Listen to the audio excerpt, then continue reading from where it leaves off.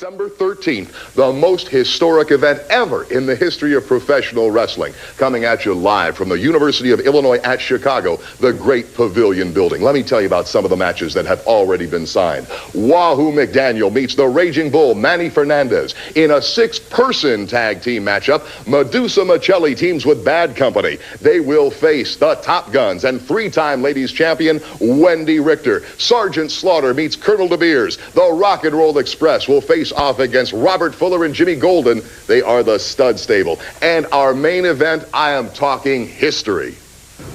Ladies and gentlemen, what you're about to see could well be the most historic moment in the entire history of the great sport of professional wrestling. Allow me to introduce the gentlemen who have gathered here today. To my left, the great matchmaker from World Class Championship Wrestling, Mr. Frank Dusek. To my right, from the CWA, the fine promoter, Mr. Jerry Jarrett. Right in front of me, Stanley Blackburn, the president of the AWA. And wrestling fans, I know these two men need no introduction, but if you would kindly allow me that formality. The heavyweight champion of the world, representing World Class Championship Wrestling, the modern-day warrior, Kerry Von Erich. And to my right, the AWA heavyweight champion of the world, Jerry the King Lawler. Now, what I'm talking about is something that fans have been clamoring for years. The unification of the heavyweight championship of the world. A situation where two champions walk into the ring. Only one man is going to leave that ring as the one and only unified heavyweight champion of the world. These men have had a chance to review the contracts. They have done so. They've had a chance to approve the contracts, and they have done that. The only thing left now is to sign the contracts. Stanley, if you would present the contracts to both Mr. Von Erich and Mr. Lawler, we can get this matter taken care of quickly. Mr. Von Erich, if you'll sign on this line, I would appreciate it. Here.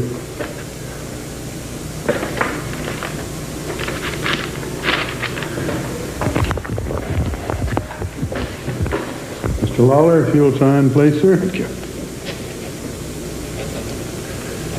Thank you, gentlemen. Well, fans, what you've seen truly was historic, an agreement between these two great athletes to unify the heavyweight championship of the world. It wouldn't be inappropriate now to get a comment or two from these athletes. First, to the modern-day warrior, Kerry Von Erich. I'd just like to say this. We've been through a lot. But Lawler, we're going on national television. Why don't you just save yourself the embarrassment, and let's get on right now. Whoa, Kerry. All right, let me move over to get a comment from Jerry the King Lawler. Yeah, you know, we're way past these games of trying to psych each other out. You know, that was a nice move there, Kerry, but it didn't work.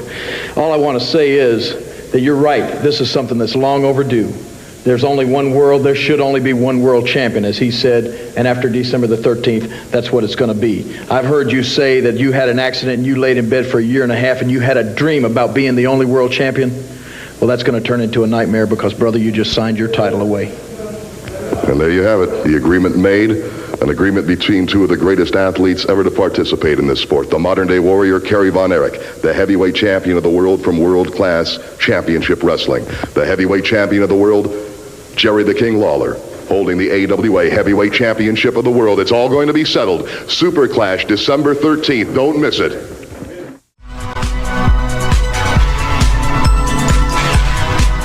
This is the Pro Wrestling Spotlight, presented by Hami Media and the Pro Wrestling Reflection, where we discuss the very best of the best in pro wrestling history.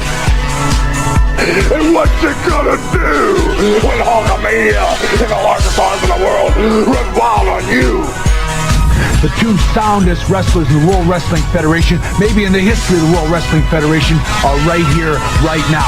Mr. Perfect and the exclusive execution, the Hitman. WrestleMania weekend isn't complete without the Heartbreak Kid, and he is on his way. He put hard times on Dusty Rhodes and his family. They think they got the answers. I change the question. You will rest in peace. Get used to it in Ric Flair. Who you're looking at, the man. This man! What the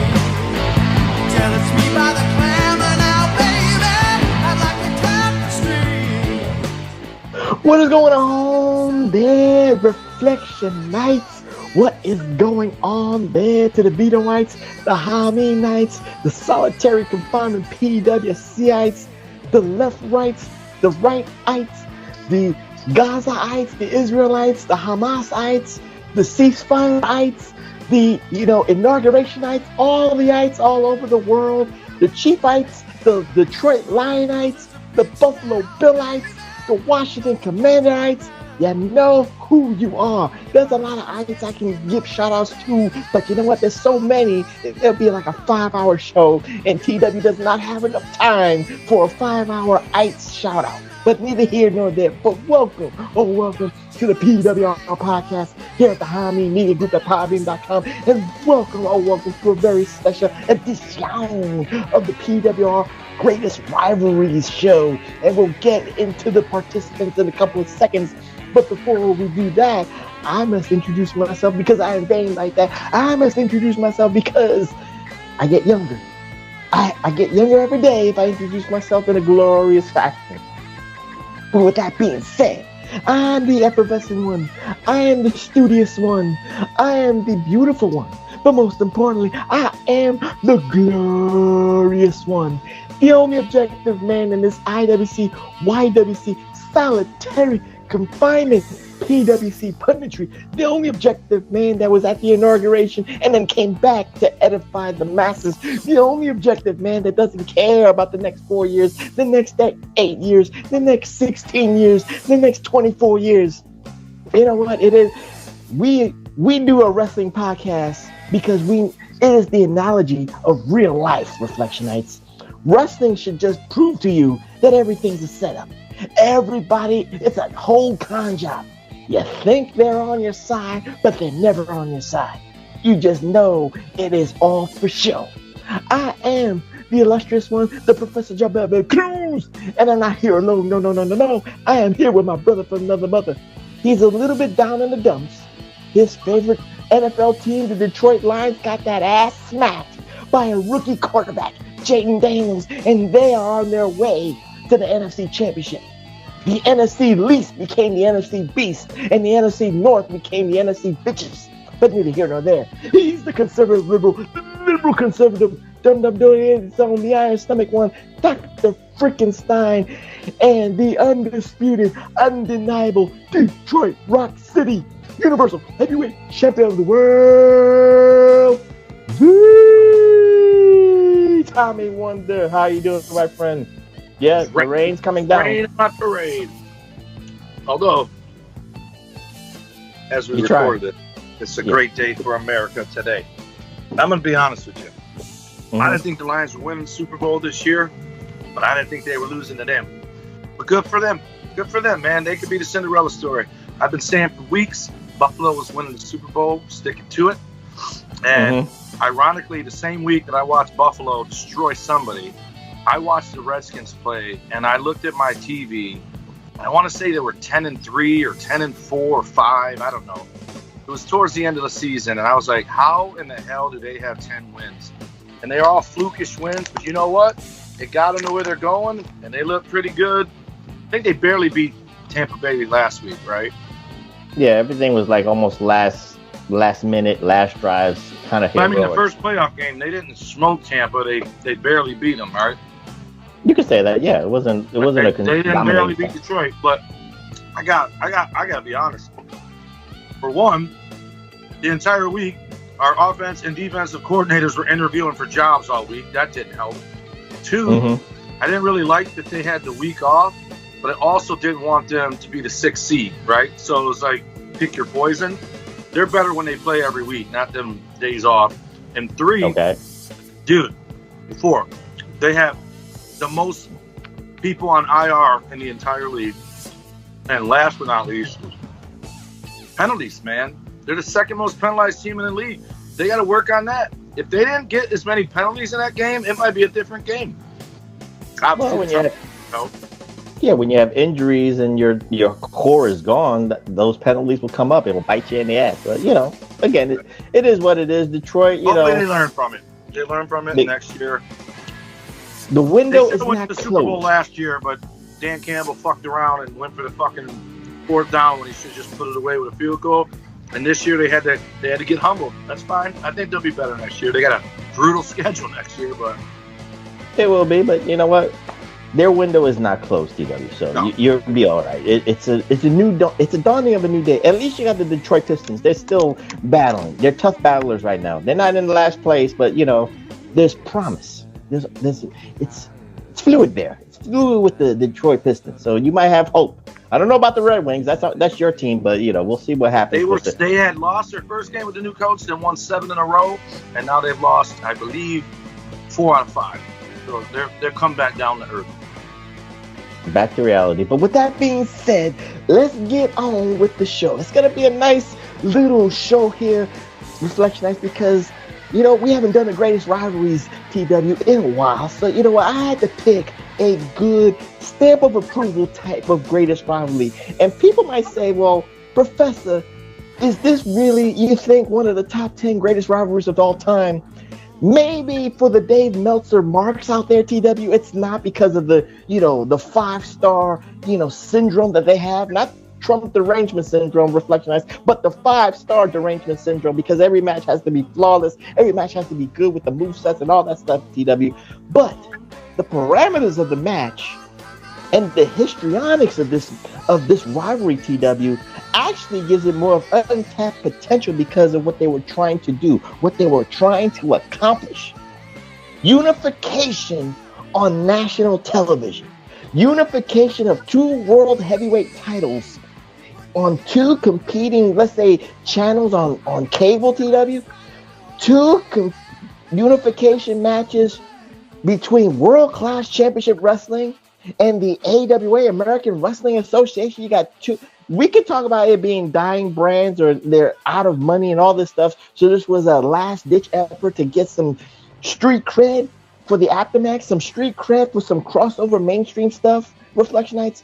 But with that being said, for what they tried to do, this is still one of the most infamous greatest rivalries of all time. And we're going to go back to 1988 and talk about Kerry Von Erich representing the world-class championship wrestling banner, trying to unify the title against Memphis's own TW, Jerry the King Lawler.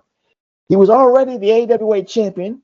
He was the CWA champion, so he's kind of like merged that together. So that's the logistics out of the way. But before we even talk about the matches and to the coup de grace, we'll talk about the main event, if you will, TW, and that's December 13th, 1988, Superclash 3 at that monumental unification match. But for some of the Reflectionites, they didn't know there was a couple of more unification matches that were leading up to Superclash 3. But again, neither here nor there. But TW, we're not talking about the matches just yet. What say you about this untapped greatest rivalries potential? Because it was all there. For fandom, we were asking for unifications.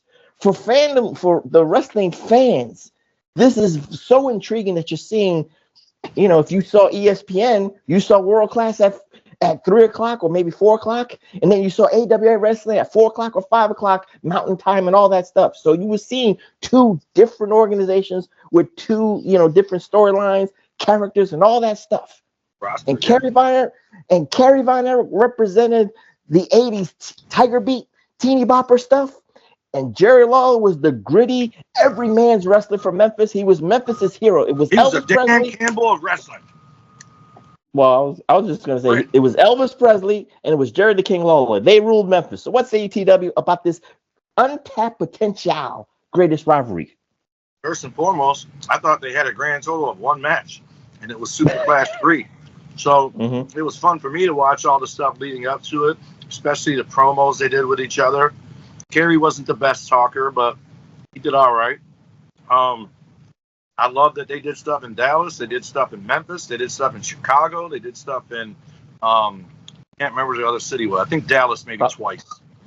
It's either Dallas twice or maybe Dallas, Memphis, and Chicago or Chicago twice.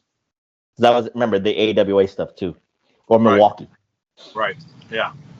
And then, like you said, you got, like, the dude lost his marbles in the end, right? Burn. But that guy, like, Fritz, it's hard to feel bad for him, especially if you've seen the Iron Claw. It's hard to feel bad for him because we talked about this before. They said if Fritz had the money that Vince had or that the Crockett's had, that World Class would have been the best. They were the first with the graphics, the music. They knew they had Texas. The production. In the production, too. Also. Yeah, the production. They just didn't have. Sorry to tell you, people, but you don't. If you're from the South, you know you don't have a reputation for being Einsteins. He just didn't have the mental aptitude to do it, or the money. And so, Vern, on the other hand, I don't think people appreciate not only Vern but the AWA. I think the AWA is way better than people realize. The problem is, like, everyone talks about Vince stealing from Mid-South and NWA and all that. That dude took arguably the guy that is the reason we're doing this from Vern. And it's Vern's fault. Vern didn't pay him right. Vern didn't do whatever. But every time the AWA would get somebody that had any kind of fucking momentum, you'd fucking turn on WWE and they'd be there. We talk about Buck Zumhoff. Fuck him. But we talk about him when he was wrestling. And then who was the other guy? Jake the Milkman. Bug Zumhoff and Millman is not momentum. No. Hulk Hogan and Kurt Hennig is momentum. I get you. And the Rockers. Scott Hall, well, he went to WCW first. DDP went to WCW. Eric Bischoff went to WCW. They got raped and pillaged way more than the NWA, or at the very least, they didn't have as much. Like, the NWA had tons of guys so they could recover quickly when they lost somebody. The AWA lost pillars, if you will. It would be like AEW losing Omega, Cody, and the Young Bucks at the same time. That's what happened to AWA. And then even Slaughter. Slaughter not only ditched him, he took Adnan El Casey with him when he went back. So they just never could keep. They did Wrestle Rock, I think, before WrestleMania, or at least after WrestleMania 1. That was successful for them. But the AWA, at least they didn't have the grandiose to say world. They were, hey, we're the American wrestling, when really they should have been the Minnesota Wrestling Alliance, because they really only had that niche in that area, Chicago, Minnesota, stuff like that, right? But Vern Gagne, at the opening of Super Clash, everything he said was true. He said, I've been trying to get this done for 30 years, and I believe them. When you have champions from different leagues, I like that he called them leagues because it made it sound like sport, because you got the hockey leagues, the NBA league, they're all leagues, and National Football League. And so he said, I'm anxious to see who has the better champion, who has the better guys, who has the better promotion. And he's right. And there were, and I think the AWA was always the promotion that was in on it. They did it with the NWA with Rick Martel versus Ric Flair. They did it with the USWA and World Class in AWA. Well, it was Memphis in AWA first, and then World Class got involved. But that he's not wrong. Like, could you imagine, like, all the neckbeards that hate anything and everything WWE, and all the, I'm not gonna, what do they call them? E-drones, which is so dumb. It doesn't even sound like an insult. It sounds like you don't know a better word, so you use E-drones, right? Because you're playing with your drone trying to look at your neighbor's mom's titties in the shower. But anyway, all the people that bash AEW that like WWE, all the people that bash WWE that likes AEW, if there was ever, if you could hold that much, you tell me the biggest arena in the world, if you had a show that had AEW, Impact Wrestling, and WWE all on it, it would sell out in 7 minutes. Everybody who says they hate the other ones would be there with bells on. And they would think, wow, who thought this was ever going to happen? And I'll tell you, the closest thing to prove it is NXT and TNA doing the stuff they're doing. And I think it was... I think you posted on Facebook, Santino's daughter was there at the presser for the Impact or TNA for their pay-per-view last night. Like, just, it's cool when I finally do catch TNA, because I really I don't know where to watch it, but when I do catch it and I see that one blonde from NXT was on there, the crazy chick. To be fair here, there was a unification that happened during the pandemic that was between AEW and TNA Wrestling, so I just want to give credence to that too. Yes, that's what I'm saying. People liked it. And why do they not like that in the long run? And you could probably say the same thing. The only difference with Impact and TNA and NXT is nobody took anybody's belts, right? People don't like when you look back on the AEW and Impact thing. Impact looked weak at the end of it. Their guys lost. Christian had to lose the Impact title so that Kenny Omega didn't lose it. The AEW protected all their guys. That's why there's never going to be an AEW, WWE, and Impact Super Show, because that is always the downside of this. As much as I keep saying, I harp on this as fans that people want to see these unifications. This is a prime example, Reflectionites and TW. You can expound on this, but I keep saying this. I'm not a proponent against it. I just know logistically behind the scenes the difficulties that it brings, because again, you're trying to protect your brand, you're trying to protect your guys or your gals, whatever the case may be, when you're trying to unify these titles. It's great on paper, but at the end of the day, the optics is bad. If one organization wins, one organization loses, you look at it like, then your whole roster is weak. One loss and your whole roster is weak. That's the downside of it. One win, and then you either look like, oh my God, you had so much money, you're manipulating all this stuff. It's so funny that people beg for this, and then when you get it, and then the results, and then Reflectionites. Remember, in 1988, the results of this was so bad that World Class became USWA. Jerry Lawler got stripped of the AWA/World Class titles that he had to create the USWA belt, which was called the Unified belt, and then Vern just said, "Fuck it, we're gonna keep the AWA on our mantle, and then bequeath Larry Sabisco as the new champion and all that stuff." So it didn't matter. It made everybody look weak. And TW, for today's purposes, you're right. TNA and AEW did it. Kenny Omega defeated their world champion, which was I believe Rich Swann at the time. Yep. It made Impact look weak. It made all the roster of Impact Wrestling look weak. It's not good. Like you said, the rule is fine if you want to do like interpromotional stuff. But my rule, Reflectionites and TW, I don't know if you agree with this. I always say protect the world title. If you want to unify the tag team titles, go ahead. That's not that bad. You want to unify the mid-card titles, that's okay. If you want to have that 50-50 of one organization winning 5 times and the other organization winning 5 times, or maybe 6 or 4, and then you have that balance, I'm cool with that. But protect your heavyweight champions. What say you, TW? And then we'll talk about these. So I had 2 ideas that you could do for a super show, the only way they would work, and then a third one popped in my head, right? Mm-hmm. The third one would take an incredible amount of trust. You would have to have contracts that bound these other promotions to doing it, including breaking kayfabe and putting on there, we lose this year, you lose next year, that kind of stuff, so that you get your wins back and all that.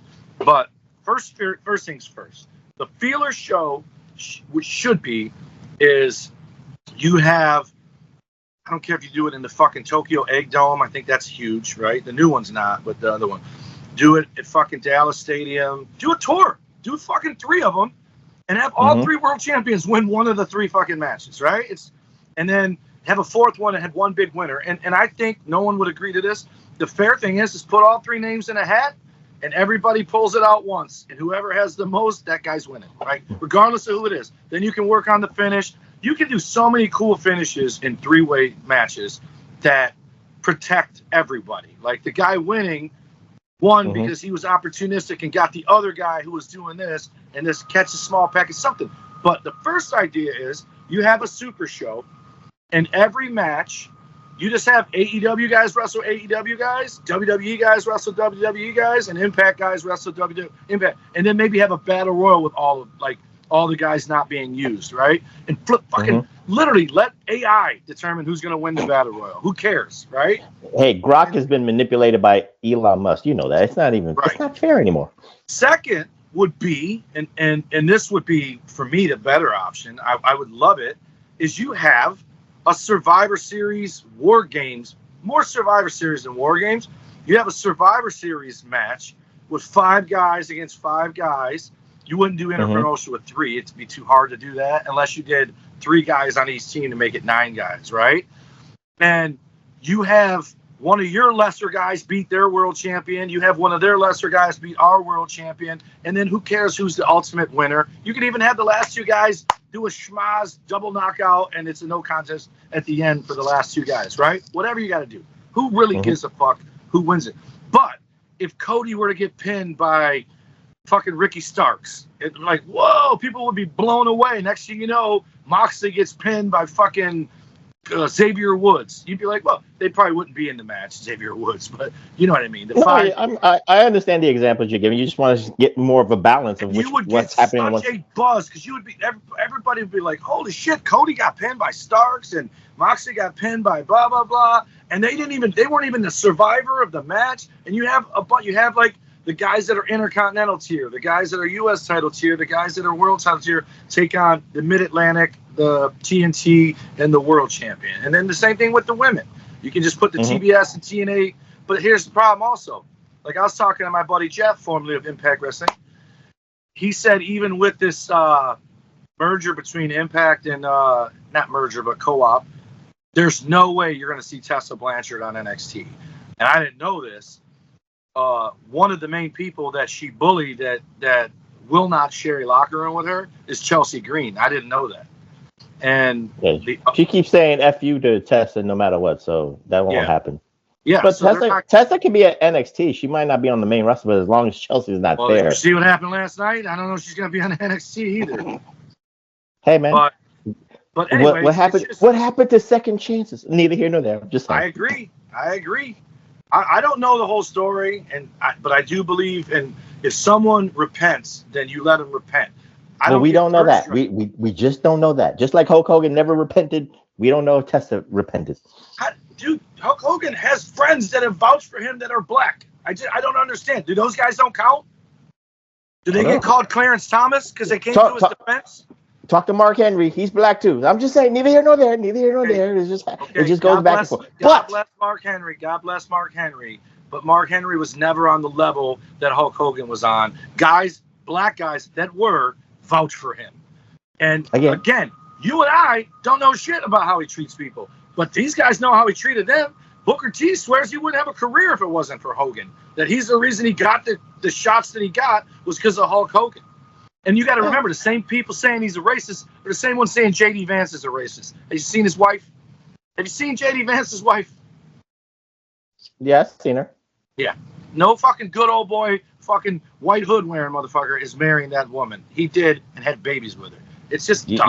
People want to fucking attack me. But that's keeping it kayfabe. We don't know behind closed doors. But anyway, TW, let's get back into the moniker here of this unification. Let's get back. Speaking of a guy that has ties to all of it. What's that? You got a Vern Gagne action figure? I got a Chase. Ravishing Rick Rude. Weird, because the pants had the U.S. title on it, but it was when he was the international champion. Because that right there, that's not a world title. That's an international champion. That was the NWA heavyweight champion. Get it right. It was the NWA international championship. It was a world heavyweight champion too. But anyway. Let's get back before we even talk about these matches, TW, because again, this is an interesting thing, and I like both of those belts behind your head. Those are two. The AWA is a very simple belt. It looks kind of like me and you could make it in the garage, but there's something about the shape of it and all that, and even that plate. I love it, and that world class belt. Because of you and this thing, I'm probably buying both of those belts on the internet. Hopefully, you can find it. I don't know if you can find the world class belt. If someone has to really make it, like one of those, I don't know. You keep abreast about those kind of people who make the signature belts and stuff like that. That would be worth like $900 at least. But anyway, TW, before we talk about these matches, and again, 1988 was a very interesting climate for professional wrestling again, because again, these two gentlemen are trying to keep up with the Joneses, aka Vince McMahon, aka the WWE. They were kicking ass. They were on top of the world, and of course, Jim Crockett was holding on by a thread, and then Ted Turner had to save NWA before that was going to be bankrupt again. That's a different climate. Let's just talk about these two first. Let's start with the man from Memphis, because again, I will say this, and this is not a disrespect, TW.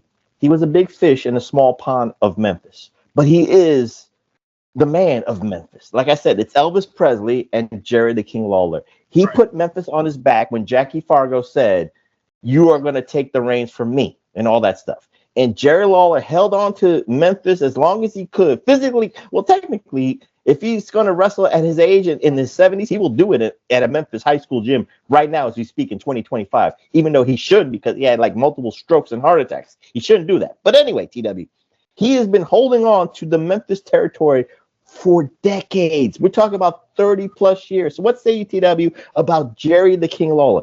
Big man in the small pond of Memphis. But then the funny thing about Jerry Lawler's legacy is like, once you get out of the Memphis borders, he is small time. He's not, you put him next to Ric Flair, he's small potatoes. You put him next to Hulk Hogan, he's small potatoes. But the fans of Memphis will never let you badmouth the legacy of Jerry the King Lawler. Because if once you cross those Memphis borders, you're on equal billing with him. But everywhere else, he's kind of second fiddle. What say you about Jerry the King Lawler? So I got caught up in the rabbit hole. Is that what it's called when you get down sucked into YouTube videos? And Black hole, wormhole, rabbit hole. 4.5 minute shoot interview with Greg Gagne, where he says Superclass was the worst thing they ever did for the AWA, professionally, politically, business wise.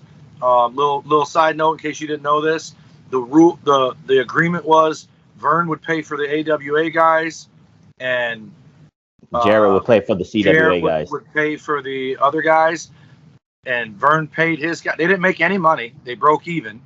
Vern paid his guys. Jarrett didn't pay his guys, and told them that Vern was supposed to pay them. So Lawler didn't show up to drop the belt to Larry. That's why they had to anoint Larry champion. But Greg Gagne said, "How much did it hurt you business wise?" He goes, "Well, it hurt us, but not as much as you think." And he said, if Jerry Lawler was as big a draw as he thought he was, it would have hurt us because we'd have lost the money of not having him. He goes, but he didn't do anything for us. He goes, the problem with the whole show was Jerry was big in Memphis. That's it. He's in his little area. He goes, we were big in our little area and we weren't big in their area. And world-class guys were big in their area, but not in their area. He goes, so we didn't have the talent to do that show, so we shouldn't have done it, right? Like they didn't have like Ric Flair versus Rick Martel. That one was probably a good draw because it's Ric Flair versus Rick Martel. Whereas this one, Lawler they did that in Tokyo, and that was a big draw there. So that's what you're talking about. So I thought they did it twice. I thought one. No, they did it. They did it once in. No, it was Tokyo or maybe in Canada.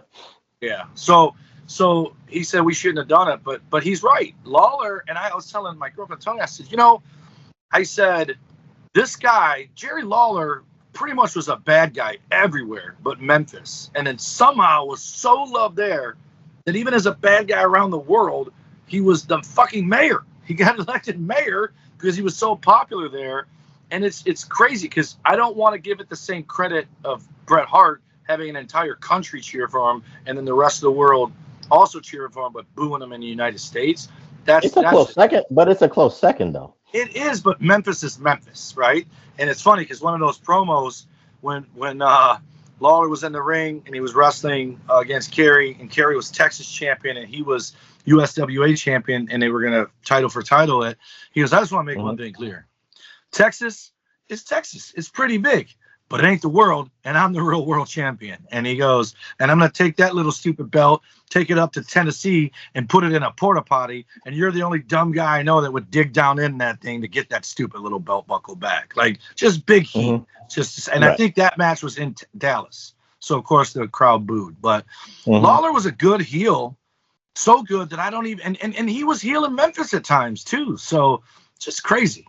But I forgot my surprise. So give me 2 seconds to run up and get it, and I'll be right back. All right? Okay, Talk about something. I'll say this while TW is going to get his big Trump dildo or something. I don't know what it is. But anyway, neither here nor there. But with Jerry the King Lawler, that's why I said this, Reflectionites, that he is a big fish in a small pond. But again, he had to put Memphis on his back because he had the most to lose with the Memphis territory. It was him doing all the Mid-South shows. It was him doing all the stuff between himself and Jerry Jarrett. He had to book the talent. He had to book the matches. And of course, he put himself over because he is the king of wrestling. He's the king of Memphis and all that stuff. So it was it behooved Jerry Lawler to put himself in a big place. But the old saying goes, if you have the most to lose, you can only trust yourself. In 1988 terms, Reflectionites, Jerry Lawler had no choice. I think he even knew the realities. He had no choice but to kind of like make the deals with the devils.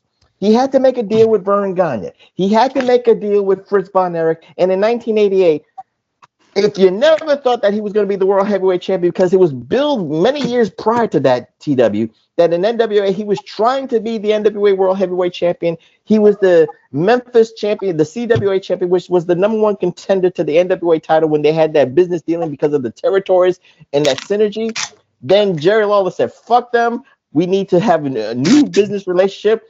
That's where AWA came in. So in 1988, when Kurt Hennig was leaving, Vern Gagne needed a name, and he thought that name that was going to help the AWA take it to the next level was Jerry the King Lawler and all that stuff. So 1988 was a pretty funny year for that. But again, that's why I say big fish, small pond for Jerry the King Lawler. And what is this surprise? I saw it was green. Oh, that was a rag. Oh, FFL, Fantasy Football League. I won my ninth championship. That's nice. Yeah, cool. But then I thought they hosed me because this is supposed to have all the engravings of my title victories, and this is supposed to have my name on it. I contacted them, like, you motherfuckers. There it is. It's engraved on a plaque that I got a peel and stick on there. That's pretty chintzy. Had I known that. It's called do it yourself. They're not going to do it for you. You already won the goddamn league, man. So what do you want? You want them to like bow down to you? No, this is a whole nother. I ordered this on my own. That league doesn't have a championship trophy, so I had a belt made, and it's not just for one league. I've won 4 different leagues. So you're that vain, you had to buy yourself your own championship league to be this petty? Because that league, these are all my championships. That league, I ask them every year, can we get a title belt? Or not a title belt. Can we get a trophy? Nope. I get all them guys in one room. I'm like, hey, you guys want to all chip in for a trophy? Nope. So I'm gonna walk in that bad boy with this title belt. So if you lose next year, you're not giving that belt up, are you? Fuck no. That's why it's got my name. That's why it says. It actually don't look that bad. That's nice. It's a little small, but you never asked me if it was recording, and it just popped up that you are. Of course it is. I always say that. You just took this show way left. He leaves for a bit. I thought this was wrestling related. I thought this was subject related, and then he just wanted to just pander about how great he was for fantasy football. Yeah, I took third for my fantasy football. That's not a champion. I'm a champion, and this is a wrestling belt for my championship. It's like the WWE giving the kids. You bought your own goddamn belt. You didn't have your boys in your league do this. But anyway, neither here nor there. So don't worry, they're gonna want to do it once they see it. I'm just saying, you will put a bow on the Jerry the King Lawler thing. Did you finish with your point, or can I move on? What was my point of Jerry Lawler? Well, I said he was big fish in a small pond, and then you said what you're saying. I don't think he's a big fish. I think he's a.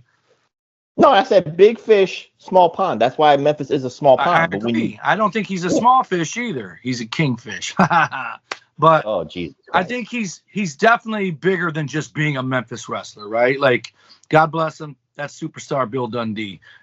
He maybe got a little sniff at NWA and Smoky Mountain, but Bill Dundee and the Gary Youngs or whatever, not Gary Young, but Gary, that big tall dude, Bill Dundee, Austin Idol. All right, Gary those are all regional guys. They're territory guys. But those are the Memphis guys.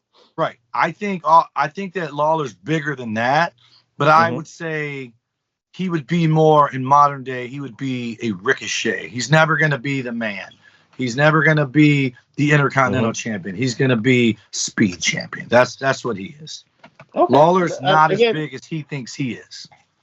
Again, it's all subjective reflection. I'm not saying he's wrong. I'm just saying that's the way I feel with my opinion too. So let's go to the other side of the coin. We got to talk about the Texas man here, the world-class champion going into 1988, and that's Kerry Von Erich. And again, 1988 is a strange kind of year in the world of professional wrestling behind the scenes. Again, Now, by 88 TW, Kerry Von Erich, is the world-class champion, but that's not really what's strange about it. Again, 1988 for world-class purposes.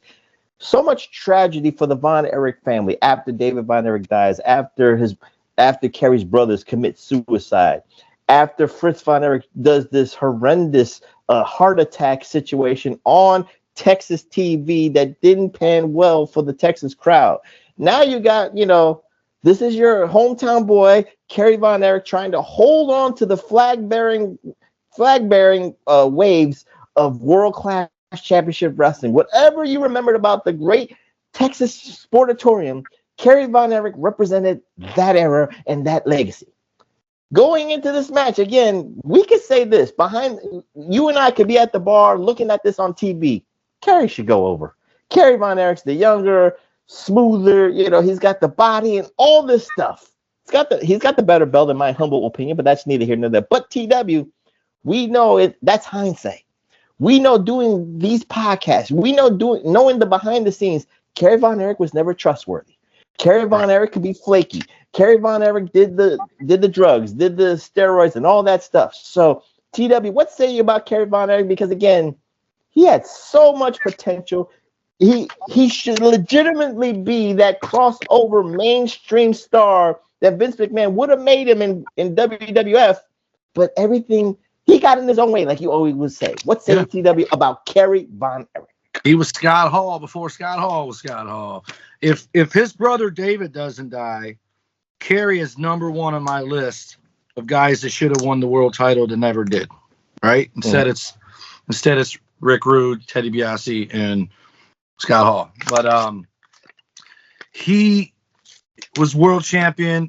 You like to include world class as a world champion, but Lawler said it better. Texas ain't the world. So, but you're right. And not only, I'm going to assume we're going to talk about Super Clash last. Yeah, we will. But not only should he have won, again, Lawler's not a star. And obviously you have Hulk Hogan as this dominant babyface champion, but at this time, Macho Man's the champion before they hose him and give it back to Hogan. But to have Lawler basically become Ric Flair, not only is it dumb because it's Lawler, right? Mm-hmm. It makes you look like you're trying to copy the NWA, right? Someone should have just a babyface champion that isn't dominant but wins like with small pack, like a Bob Backlund. I don't think he won all his matches with a finisher. He squeaked them out, and that's like your Rick Martells or whatever. And if you do have a heel champion, how about have a dominant heel champion? No one's ever had that, where the guy's just a heel, just beats everybody, right? Well, Roman Reigns, but he cheated to win, so it's still kind of the Ric Flair thing.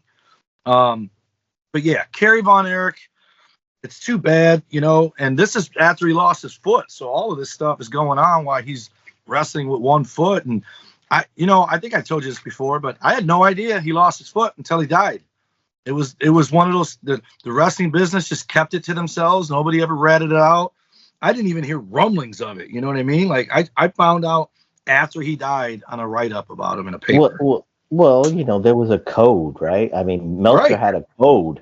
So he did not spill that kind of tea, Reflectionites. So, if this happened in 2006, TW, Ricochet's got one ball. That's what you'd hear it immediately. You'd hear it before the ball fell out of his pants onto the ring floor. Speaking of Ricochet, for today's purposes, that'd be fine with what people found out about Ricochet taking it up the ass. Again, neither here nor there. So now, let's get into these matches, TW, because one of the funniest things about the world class and the AWA and Memphis is when you wrestle in Texas, there are certain rules for a world heavyweight title match, and in Memphis there are certain rules and parameters for a heavyweight title match. If I'm not mistaken, in Memphis the pile driver is outlawed. So if you use the pile driver, you lose by disqualification, which also can mean that you lose the title or some strange reason. The over-the-top rule is kind of flaky or something like that. You're merging a couple different things is what you're doing. Okay, I know. But again, These are very confusing things, but and they don't talk about them until after they happen. There you go. That's what it is. You're supposed to know if you're a world-class fan, you know those traditions. I don't know about the over-the-top rule, but again, those are little examples. If the over-the-top rule is not allowed, you could still lose the title that way. In Memphis, I knew that the pile driver was banned, but if you use that, you lose the match. But you could also lose the title, Reflectionites. I'm just giving you those parameters. So TW, let's start with I guess you could say the touring of the unification match. This is so funny. Y'all should just love the professor because I can keep a straight face. I can keep the show going while TW is fucking messing with his fantasy world championship belt. I'm trying to do a show and I'm looking at TW just like, fuck it. Professor got this. He's just speaking. When he asked me a question, I got this. But anyway, TW, let's start with the touring of the unification matches, and let's start in Texas. I believe this was in September of 1988, so they're building up that momentum for Super Clash 3 in December of 1988. So we're gonna do a Texas match. We're gonna talk about the Memphis match, and then we're gonna close it out with the Super Clash match. You got that, TW? Yeah. So let's start with the Texas match that started in September of 1988. So this was the first, this is like the appetizer. We're seeing this. This is a real thing now. The Sportatorium. You can't pick no better place with a better legacy and a better history to start this unification match than the Sportatorium. Again, for the optics, for the fan, and you and me, the Sportatorium is a great venue to do a unification match. But again, hindsight is 20/20. TW. They should have done this you probably would have said they should have done this at the Cotton Bowl in front of 50,000 people. They should have done this at Texas Stadium in front of 50,000 people. This is small time. You can't do this in front of a couple of hundred or maybe a couple of thousand people. Agree or disagree? I have a different take on that. The whole time I'm watching the stuff that you're sending me, again, I thought he wrestled him once. So when I'm watching all this, I'm like, what is this tiny little ass building? I go, I thought this was at some big, huge arena, like stadium. So, So it just goes to show you, it's still a territory fight, right? It gives credence to what Greg Gagne said.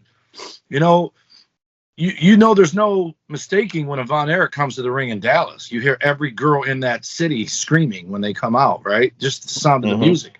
Lawler's coming out in Memphis because they're standing on their feet and screaming for Lawler.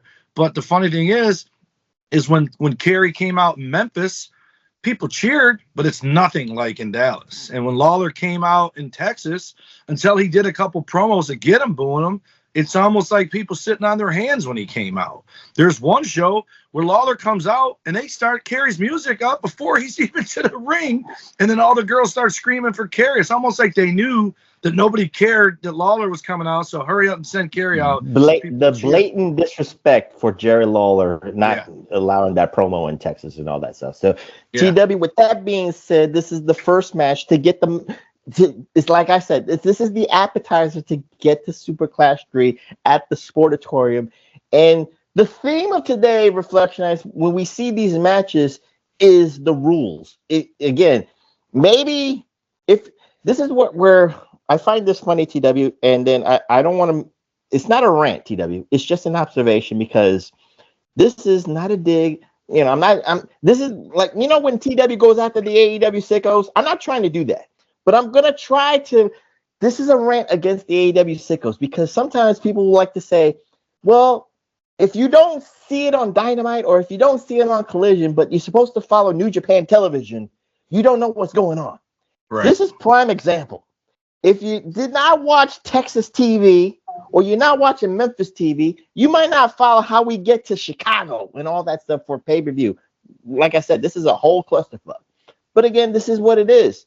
We don't know what Jerry Lawler brings to the table. If you're a Texas fan, you don't know what Jerry Lawler brings to the table, Reflectionites. If you have cable and maybe you're lucky enough to get Memphis wrestling.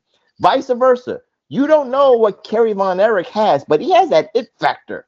If you see him go from Texas to Memphis, because like TW said, they get cheered. So TW, with this first match, you got to know the rules of these organizations. And then this was a total clusterfuck. So what say you, TW, about the first match at the Sportatorium in September of 1988, the first unification, quote unquote, between Jerry the King Lawler and Kerry Von Erich? What say you about this? Good old Dusty finish. It comes out. I still don't think that one was at the Sportatorium, you said? Mm-hmm. Yeah. All right. So here's my first problem with it. Lawler's already about to wrestle. The guy he's wrestling is in the corner the whole time when Kerry comes out, and he says, "I'm not here for a fight. I'm here because I'm a world champion. Jerry's a world champion. There should only be one world champion." Because he goes, "There's only one Eiffel Tower. There's only one." That might have been a different interview, but he goes, "There should be one world champion." So he comes out with respect and challenges Jerry Lawler. Lawler then says, "I got nothing. I've heard of you. Your reputation, procedure, almost babyface-like." And then at the end does that thing where he says, "Texas is big, but it's not the world, and I'm the world champion." So this is actually that one, not the Texas title match. And then Kerry repeats and goes, "All right, well, you wrestle me belt for belt," which tells me that Kerry went too early with his line, that they were supposed to do a back and forth before he said, "Do you want to do belt to belt?" And Lawler had already said, "I'll wrestle you, I'll wrestle Hogan, I'll wrestle Savage, I'll wrestle Flair, I'll wrestle any of you, but I'm the real world champion," right?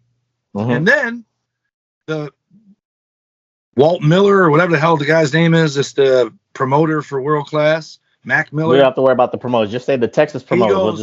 He goes, "All right, guys, well, after this match is over, come on to my office and we'll make sure we find out who the real world champion is." And all I thought is, why don't you also say whoever that guy is over there isn't going to beat Jerry the King Lawler, right? Like, you're calling it the main event. He's defending the title against this guy in the corner, and you're booking a match against another guy before this match even happens. And did you know who that guy was in the ring with him? Mark Lawrence? No, the guy he wrestled. Oh, no, I forgot about that one. It was Terry Taylor. And that was not Terry Taylor. Yes, it was. I saw him at the end. He's walking around the ring. I go, what the hell? He was almost dressed like the Red Rooster. He had the red tights, red boots, and the big kneecaps, like right here on my figure. And all I thought is, how you gonna do Terry like that? Already in the ring, shit. And then that was the main event, was Lawler versus Terry Taylor. And then Kerry left. Then when they actually had the match, which would have probably been a week later, 2 weeks later, it starts off like they're gonna have a nice clean match, and it doesn't take long, which is good because you're trying to get heat and get people to think there's a feud. You sure that was Terry Taylor or Jerry Taylor? Because they all look alike. They all look alike. Oh yeah, whatever. Go ahead. Sorry. I'm positive it was Terry Taylor. If it wasn't Terry Taylor, then this guy owes Terry Taylor an apology for impersonating him. Because Terry Taylor is in the WWF at this time. That's what I'm just saying. That's what I'm telling you. He was almost wearing the Red Rooster gear. All right, go ahead. I'm sorry. Yeah, I don't think 88 he's in WWE yet, because he was with the merger from UWF, and because he had the TV title and they had him lose it in the unification match with but that was Dr. Death. Huh? No, Nikita. That was Nikita in 87. Oh yeah, Nikita. Yeah, that was 87. He merged the TV titles, and then 88 he's not in NWA anymore, and he's getting ready to go to the WWF in like 89, 90. But anyways. Right. It just right away turns into like this no contest. Lawler's bitching because they took that Mac Miller guy's like, no, any of you guys deserve a belt, and took them both and ran off. Kerry's chasing them for the belt. Lawler's demanding a 5 count. Hold your thought for a second, because again, the optics is great. This is actually technically, if you look at it hindsight after all these years, this is 1988 TW, but now we're in 2025. This is actually great storytelling, because again, you can see the dynamics, because you cannot lump in a unification match just that quickly. Just like you was Tuesday night, just like he was talking about, it has to have some planning. You have to have all parties must agree to something that makes sense. Now on TV, they try to make it like it was spur of the moment shit. Technically, if we're trying to do that Monday morning quarterback, that's the stupidest thing. You cannot do that with 2 world heavyweight champions. Your promoter, Vern Gagne has got to be in Dallas. Right. Vern Gagne has got to be in the arena to say, I agree with this. And Fritz Von Erich has got to say, no. We got to find a way to come together and compromise and say what goes and what doesn't go and all that stuff. That would have made it better. Like you said, the Texas promoter, Walt Miller, the one for TV purposes, is trying to negotiate all that stuff to make it happen. So technically, it makes kind of that sense. It's endearing storytelling right there, Reflectionites. But again, we get to the match. I hate to say it. I don't know. To me, I don't want to say it's underwhelming, but I think these rules that World Class That's the Memphis second and all. match. That's the second match. No. For me, but World Class had its funky rules from the NWA, right. so I already know about it with the over the top rule. That always kind of fucked with me. I hated that over the top. Or jumping off the top rope when they had that in WCW. That's what I'm saying. I know that, you know that, and all that stuff. That's why I said that when you have this unification match, and then it was kind of funny. Like Texas had its own rules, Memphis had its own. But again, we'll talk about Memphis in a second. But TW close out this Texas clusterfuck of a match because again, nobody left. Nobody left as a double champion. I will say this: I wrestled in Michigan. Michigan had rules. Ohio didn't have a commission. Windsor, Ontario had rules. I had a license to wrestle in Ontario, a license to wrestle in Michigan. Didn't need one in Ohio. And after about 2 or 3 years in the business, you didn't have to have a license anymore, right? There would be a doctor in the back that you had to pay for. You had to pay for an actual EMT or whatever to be back there and take your blood pressure. And if your blood pressure was high, so some of these guys on TV wouldn't be making it to the ring, they wouldn't let you wrestle, right? It was commissioned. There was the Michigan Sporting Commission for boxing and wrestling. So some of these rules might have been real rules. Like Memphis, it was the Memphis State Athletic Association that had no pile driver because they thought it was real and they thought you were really spiking somebody on their neck. So they're like, none of that. I was like, well, they must have never seen a brain buster from Coco Beware then. But actually they did. He did that move in Memphis in '85. I'm saying the commission must not have been there that night to see it. But they're always there for those in the '80s. And so Memphis might have had that rule, and then World Class over the top rope rule that might have been. I could picture it because I wrestled. That was absorbed, but technically that was absorbed from the NWA because the NWA rules was right. About that. But I'm saying the Carolinas or Atlanta, some state might have said, yeah, you're not throwing some guy 15 feet to the floor. You're not doing it. It was to protect, and so.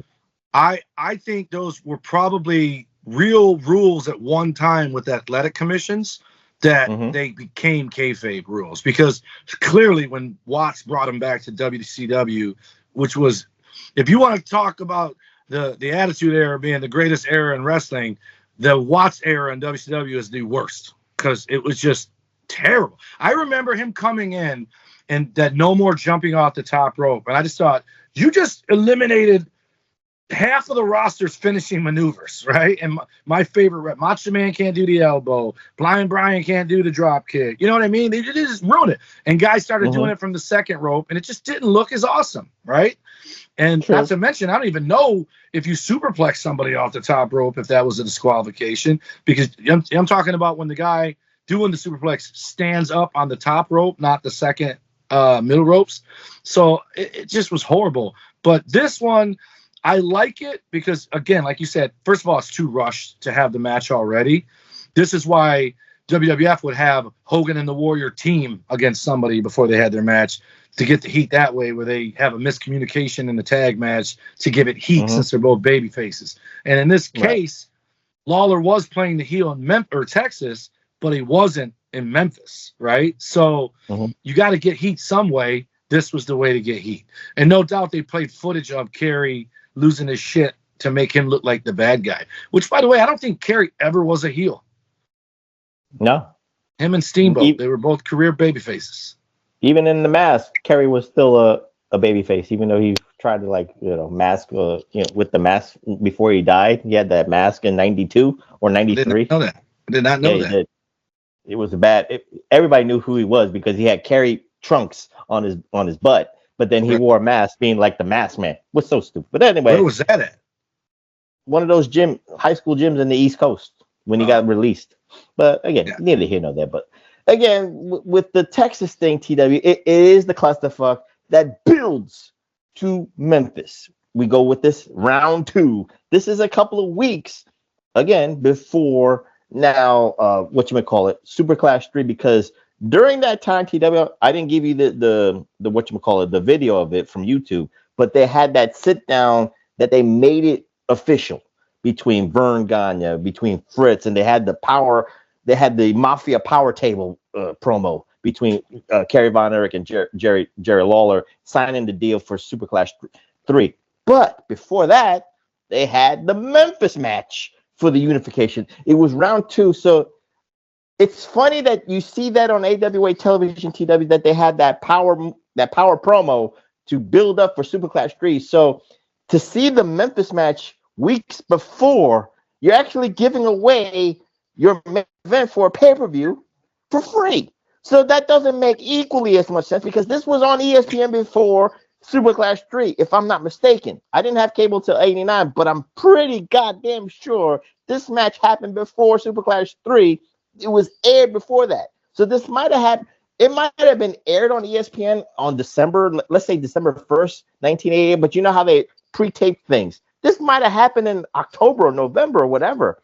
To show it so close to your pay-per-view, you fucked that up. That's just my humble opinion. But TW, what say you about round 2 between Kerry Von Erich and Jerry Lawler, now in, let's just say, AWA favored territories? If it's either Memphis or Milwaukee, I don't know which one, but it is where it is. So I can't remember if this is the match where the disqualification stuff come up, or if it's the third one.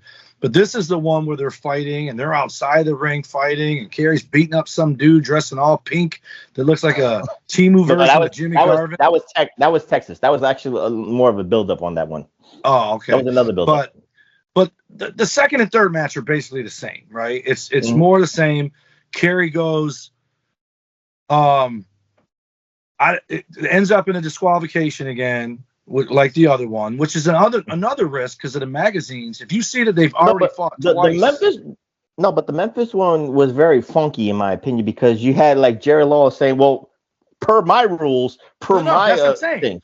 Yeah. But before they even get to that, they both get disqualified, and Kerry goes, "I didn't come all the way to here from Texas to get a disqualification. I'm not leaving here till there's a winner." And then Lawler goes, "Okay." So now they're making it friendly and fair, after trying to kill each other in this match, plus the one in Dallas. So then they're going at it. I think Kerry got a pin where the referee was down, or Lawler got a pin and he was down. And then Kerry hit the pile driver. So Kerry hits the pile driver, pins him, I believe, with one referee, or the other referee immediately said, nope, you're disqualified for doing the pile driver. And it's the best line. The AWA referee was down, and then a world-class referee was available. I think that's how they wanted to set that up. Yeah, and he didn't count the 3. He disqualified him. And so he says he's disqualified. And now Lawler, who was so hurt by this pile driver that it's illegal, stands up with a mic and goes, "Hey, you disqualified him, right? So world-class rules, if you get disqualified, you lose your belt. Give me his belt. That's my belt." And then Kerry says, "Yeah? Well, in world class, we don't have any pansy rules about no pile drivers." And the crowd booed because he said that, calling basically Memphis pansies because they can't have pile drivers. And then I think they just argued. He was right. He was right, though. He was trying to get heat in the wrong dynamic. Yep. And then, so basically, they just end with both of them keeping their belts, but Lawler swearing that that's his belt. And that was for the Texas title. That was Texas and USWA title. No, it's still the same thing. It's world class and AWA. It was. I know that, but it's a different belt. You see that belt? See that belt over his shoulder? That's the one in Dallas. The one in Memphis was the one with the state of Texas on it, the Texas Heavyweight Championship. Again, for logistic purposes, they kind of fucked up on TV. That's what I'm just trying to say. Because the world class belt was kind of like it stayed in Texas for some strange reason. It is what it is on that end. Right. But like I said, you're building up for Superclash 3 TW. Before we talk about the third and final match, because that's where everybody remembers that match. You remember that. This was like you said. I only remember this one match, but I just showed you 2. So it's funny about this. But TW, in hindsight, to build for Superclash 3, do you agree the way they got to that point now, or do you think they rushed it, or they could have made it better? To get heat. So people thought, okay, these guys don't like each other, they're going to fight tooth and nail, and they delivered a match that looks like they hated each other, right? They try to kill each other, and ended up having the absolute worst finish in the history of wrestling, not involving Kevin Nash and Hulk Hogan. But again, did these 2 matches, maybe I'll say it this way, did these 2 matches convince you to pay, well, in 1988, $24.95 for Superclass 3 in the way they build it. I would say people that bought that were buying it no matter what, because I don't think those two matches would have done it. Because if they did, it would have been a cage, it would have been a lumberjack, it would have been a no disqualification. It would have had something to make it feel different. Because like I said earlier, you're running the risk of having two different matches end with the schnosh finish. You're going to make them think, oh, they're just going to have the same ending. Because of the politics, nobody's going to let their champion lose. That's probably what the smart marks are thinking. That's probably what the media's thinking. And then, the people that still believed it probably just thought, man, these guys just can't keep it in the ring. So if you don't put a cage around it, if you don't put a lumberjack around it, or make it a no DQ, no count out, then you don't give them a reason to watch this without feeling like it's going to end the same way the other two did. And in hindsight, you'd probably rather it end the way the other two did, because it's dumb how it ends. It's absolutely stupid. That's right. Well, you know what? It's funny you say that, because, again, maybe the first match is the regular match that you're talking about. The second match could have been the lumberjack match or something like that. And then by the time you get to Superclass 3, that's the cage match. Oh, we must have a winner and all that stuff. But again, hindsight is 2020 Reflectionites. But again, with that being said, we go to the main event here in these greatest rivalries edition of the PWR podcast between Jerry the King Lawler and Kerry Von Erich. And we go back to December of 1988. Let's just say the finale, if you will, of this heated rivalry on pay-per-view at the Rosemont Horizon in front of 1,500 people, even though that building holds 10,000. So this was actually a dud of ticket sales, TW. Remember, we did a show about Superclass 3 and all that stuff. Again, this 1,500 people in a 10,000 seat arena was very bad. That's why it was dimly lit. But again, neither here nor there. But TW, this is the one everybody remembers, because this was pay-per-view. This was the infamous moment here, because again, we must have a winner and all that stuff. This is what they said. Lee Marshall said it. Vern Gagne said it. Jerry Lawler said it. Kerry Von Erich with his kid said it, and all that stuff. His daughter Holly. We must have a winner. And TW, I guess you could say they protected Kerry. I don't know, again, because whether you hear kind of like myths here, there, it depends on who you talk to, like Jerry Lawler and all that stuff. But the blood wasn't planned, but they implemented it within the storyline, which made it a good match. It was a gritty, good match because of Kerry Von Erich bleeding. But also, because of the end result of that blood, you technically kind of protected Kerry Von Erich, because he should have won, but this was a great out for him not to win. And in essence, Jerry Lawler becomes the unified champion, taking that world-class heavyweight title. So what say you, TW, about this match? The let's say the ad lib, or do you think that was ad lib, or the blood was a planned spot? What say you, TW, about the third and final match? He's bleeding in two different areas. I think the head was planned. There's no way they called that in the middle of the match. Hey, we got an out now. That would imply they didn't have an out before he started bleeding, right? And they already did the foreign object like 72 times, and Kerry would just roll out of the ring or not dead so. But the head, I think, was always a plan, because the entire time Kerry's throwing his head up in the air. That's what you're taught to do with foreign objects and stuff like that, is to hold them up so that everyone sees it. He kept putting his head up, no matter if he had the claw on the stomach or the head. He had his head up so everyone knew he was bleeding. So when they made the announcement, he can't see through the blood, we got to stop the match, everyone knows he's bleeding. But it was when he dove into the corner and Lawler moved, he cut his arm on the turnbuckle. That one, they might have rushed to finish because he was bleeding for real there, and they didn't know how serious that. It ain't often you see someone bleeding from the fucking arm, like physically, like visually bleeding from it, not just a cut.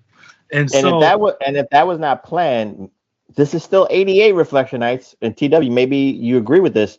You don't know about the Athletic Commission's rulings. Right. They might have stopped the match prematurely if they so they rushed if they it. got work. Yeah, they rushed it because they had to have it end the way. But the problem with it is, before he even cuts his arm, I'm showing Tony, I'm like, this is the dumbest finish ever. Watch this. Lawler is basically dead. He's laying on the ground holding his belly. Then he switches from the belly to the head, but gets his feet on the ropes. Then Kerry, who's supposed to be incapacitated, grabs him by the head and drags him to the middle of the ring with the claw and holds him in it again. But then they end up getting up again. And that's when he gets the foreign object out. And then he misses in the corner. And then finally the actual finish comes, which again felt kind of rushed again because it felt like they were doing some false finishes, but rushed it because of his arm, because Kerry shows him his arm at one point. He points at it. And now he's got him in his finisher that everyone knows is his finisher. Lawler is literally pinned. He's not even moving. He's just laying there. So the referee, and this is why I know the commission didn't stop it, the referee was a horrible seller because he just kept, I'm going to check Lawler. Oh, let me look at your eye. Let me look at your eye. It was comical how passive-aggressive he was looking at the eye. And then finally does it. And in the back, Kerry's mad. That referee goes, it's a shame we had to do it, but it is the rule. Well, if it was a rule, you should have stopped it 10 minutes ago when he was bleeding in the first place. So it's just absolutely horrible. Like you said, Kerry looks like the guy you want to see on the cover of the magazine holding a belt. Lawler looks like he's going to change your oil as soon as you get done, reading the magazine. You look up and he's handing your keys back. But Lawler did, and this is around the time, or no, it was a couple years before this. Kerry Von Erich was on an airplane to audition to be Drago for Rocky IV. Did you know that? Oh, that was in 85 or 84. 85. Yeah. I'm saying this guy has that much of a look that he was almost cast in a Rocky movie, and they have him lose like this. And again, he looks strong the entire time he's doing it, and Lawler looks dead. So if you're concerned for Kerry, how are you not concerned for the guy that's dead selling on the mat with the fucking claw on his head, and he's not even wiggling? He's just literally dead selling. And then gets up like nothing ever happened after he wins. Let me ask you, as the wrestler, again, you had that certain eye reflect. He has this certain eye when he can look at certain things. I could jokingly say, whether this is kayfabe or there's some elements of realism here. But TW, like I said in my opening monologue, if you will, we thought that Kerry Von Erich should have won and unified those belts. Yep. Was this a small inkling? Is there any small inkling of a screw job in this match? No, because that's the other thing that I saw in the Gagne shoot interview. The whole reason this happened is Vern was trying to work with all these different places that wouldn't do it. Memphis came to him, Jerry Jarrett, and said, listen, NWA will not put that belt on Jerry. He goes, we want to put it on Jerry, start something bigger. He goes, would you be willing to put it on Jerry? And Vern agreed to it. Little did they know, they meant they're going to put it on Jerry in their territory, that they didn't plan on doing anything in Minnesota. They didn't plan on doing anything in Chicago. They didn't plan on, once he got the belt, he was just taking it back to Memphis, and that was that. And so that's one of the reasons why I said it was the biggest mistake they ever made. And then when all that stuff happened with the pay and all that, so they only had 1,500 people. They didn't even break even. They lost money then. And that's why Vern paid his guys and Jarrett didn't pay his guys, and Vern couldn't pay those guys. So it was definitely a plan for Lawler all along, because the plan was they were going to group together to make a super group and give Ric Flair a run for his money by being a traveling world champion, only they never planned on Lawler traveling. They just wanted him to have the title. Probably. Well, they didn't plan. He didn't plan it. Lawler was just kind of stupid about that. He was Jarrett. I'm saying Jarrett did. Yeah. But what I think, if I'm putting on my wrestler backstage hat, I would think that Lawler and them did it. Not Lawler, but Lawler didn't show because he didn't get paid. That's why he never came back to drop the belt. I think he said that in interviews too. Like, I'm not going back there to not get paid. So Jarrett, however, what I think Jarrett still, God rest his soul, he's still a Carney territory promoter, right? And those guys all pay homage to who? The NWA. So I think he did it to strengthen Lawler's resume, to pitch for Lawler to beat Flair for the world title. That was all he was trying to do, was pad Lawler's stats to make it look like he's ready to be world champion. But that he's better than Ric Flair no matter what, because they were never going to have that fight. Right, win-win. If Ric Flair won't defend it against him, well, that's fine. We got the real world title. And that's what he kept saying he was the real world's champion, right? The AWA, because he unified Memphis and AWA unified with Hennig, right? and then Lawler just defended it when World Class merged with him. No. Lawler won that belt, the AWA belt in '88. So he was the AWA champion from Hennig. The belt here, he was unifying that between World Class and AWA to make the USWA. No, it wasn't to make it the USWA. It was in Vern's eyes to be the undisputed champion on the AWA side. Right. Lawler, like you said, doesn't get paid, so he says fuck Vern and fuck the AWA. He keeps the belt and then renames it the USWA Unified Champion. Vern just says fuck you. I'm just going to recreate my own AWA belt. So the AWA belt is resurrected with Larry Sabisco. But what Lawler didn't turn into USWA until the money situation and the no date situation. It was always meant to be the AWA Unified Heavyweight Champion to cater Vern's ego. Right. It was to cater Vern's ego. Well, plus they were the three in the big three, so it makes sense to go with their name over Memphis. Mm-hmm. Right. Yeah. So it was that USWA was just secondary, and then Lawler just said, "I'm just going to call it." I thought it became USWA when they merged with World Class. No, CWA bought out World Class and then renamed it USWA. So there was no merger, there was no unifications of some strange reason. So let's they were all dying. Yeah, it's true. They were all dying because, like I said, 1988 was a very funky year for the territories. So TW, before we close out, because this was a very interesting show and I liked your perspectives on certain things, let's kind of like end it on that. You know how we do the what ifs. So TW, let me ask you this question. You know, if you can book it, I'll be surprised if you could book it for a couple of minutes. But what if they pulled the trigger and said, Kerry Von Erich, you have the it factor. Like you said, he was supposed to be Drago for Rocky IV and all that stuff. He has the movie star looks and all that stuff.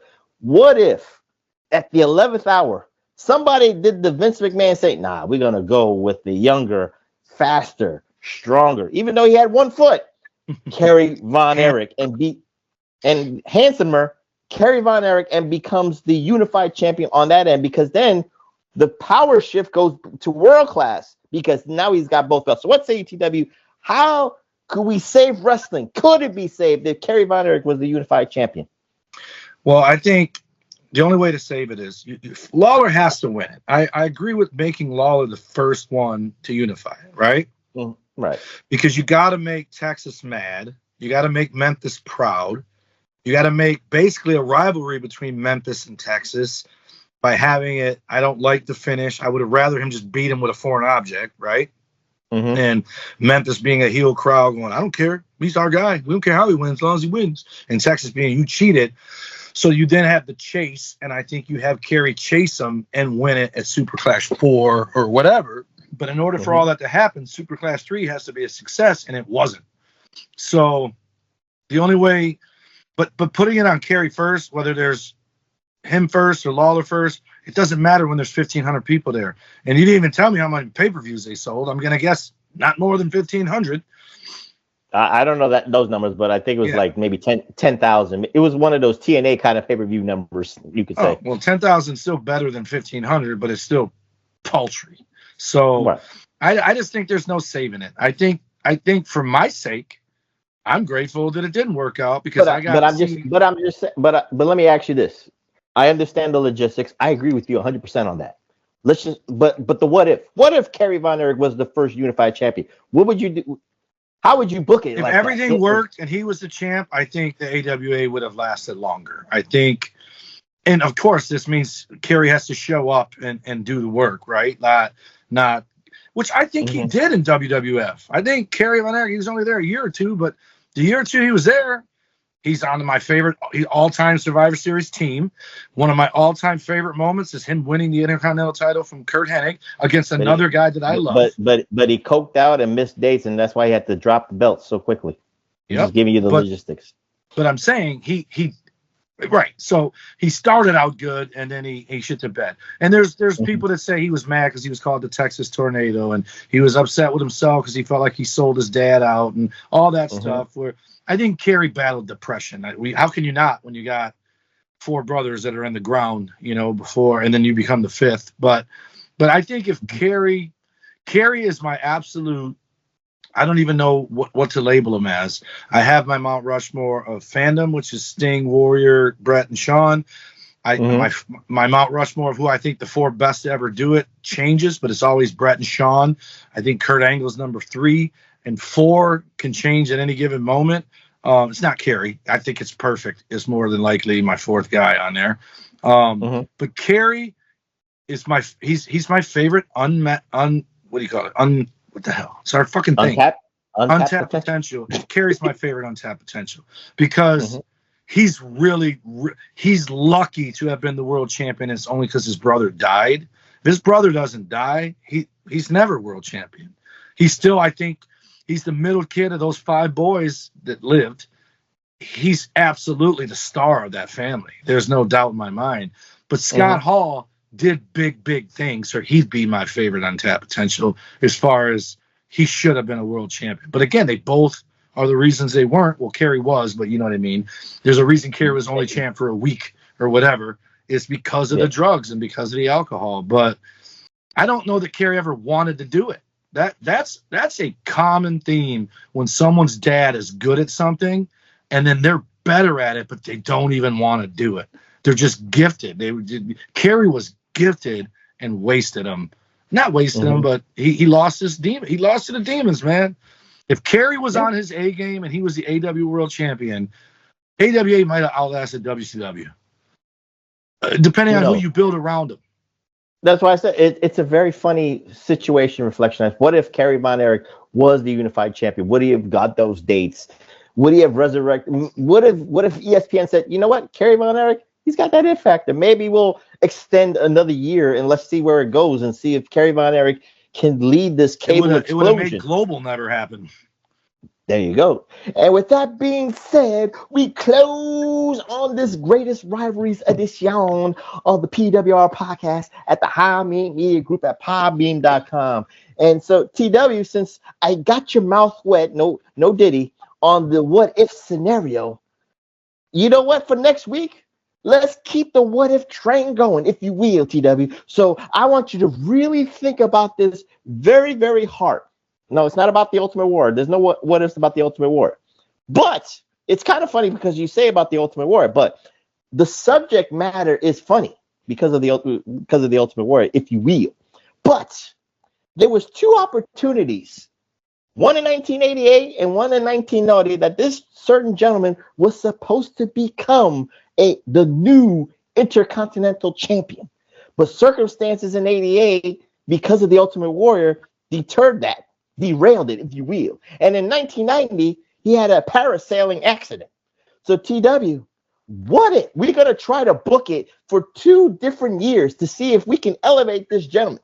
But what if Brutus the Barber Beefcake actually legitimately became a WWE Intercontinental Champion? We're going to do 2 scenarios, one in 1988 and one in 1990.